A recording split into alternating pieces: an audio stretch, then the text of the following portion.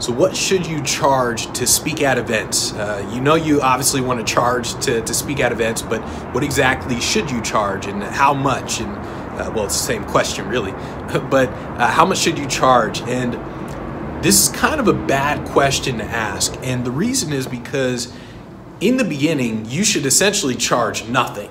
In the beginning, it's not about getting paid, it's about getting on a stage. So it has nothing to do with, let me make X amount of money, even if it's just 10 bucks. It has nothing to do with making money in the beginning. It's just about getting video footage, getting pictures, just getting the process down of you getting on a stage. And here's what most people won't tell you. No matter what you charge, it's always gonna be too much for somebody. No matter what you charge. I remember in the beginning when I was charging 250 bucks and I increased my prices. I doubled my prices. I'm like, you know what? I'm finally somebody now. I gotta increase my prices. Like, I'm way too good. I gotta increase my prices. I'm going from 250 to 500. And so I increased to 500. And then when I start talking with a few people, they would say, that's too much. 500 bucks. That's a lot of money to bring you in. I don't really know. And so it was too much. Eventually, it wasn't too much for somebody.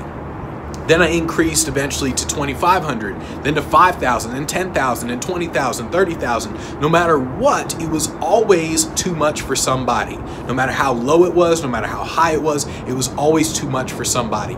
So you have to understand that no matter what you charge, it's always going to be too much.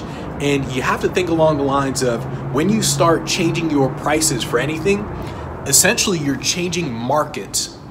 So if you end up saying, all right, I'm going to speak to the corporate market, and let's say it's a 200-person event. A 200-person event and a 10,000-person event, they're completely different markets. Even though they may both be the corporate market, they're still completely different markets. Because a 200-person event, the way they hire the speaker is essentially very different than a 10,000-person event. It's just everything about it is very different. And so you have to think, in order to figure out what to charge, when you start, you charge nothing. Then you essentially pick a price out of thin air. That's literally what you do. That's what most people won't tell you. You just pick a price out of thin air because there's no such thing as an average price. There's just no such thing. So you pick a price out of thin air and you see how people respond to it. So when you start to quote your price, you see, well, what are they responding to? Are they saying yes? Are people actually saying yes? Or is it just all in my head or what? So you throw a price out there, you see what people respond to. If nobody hires you, you obviously decrease your prices. If people do hire you, you're kind of on the right track, because what you're doing is you're essentially saying, do I look like I'm worth what I'm charging? Because it's not about what you want to charge, it's about what they pay for. And so it has nothing to do with whether or not you think you're worth it. It doesn't matter if your speech is great, it doesn't matter. The only thing that matters is, do they think you're worth it? Do they think that you're worth this much that you're saying that you're claiming to be? So what you end up doing is you end up changing your brand. You end up saying, okay, I'm gonna improve my brand to a point where I look like I'm worth $10,000, or I look like I'm worth $20,000, or I look like I'm worth $2,000 or whatever.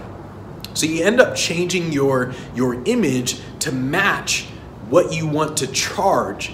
Because like I said, it has nothing to do with what you want to charge, it's what they think you're worth paying for. So in the beginning, you charge nothing.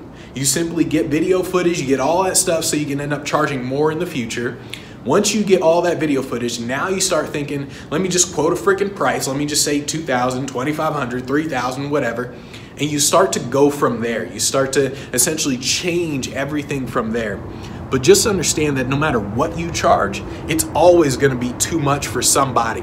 So ignore that, just quote a price, respond from there. So just go from there.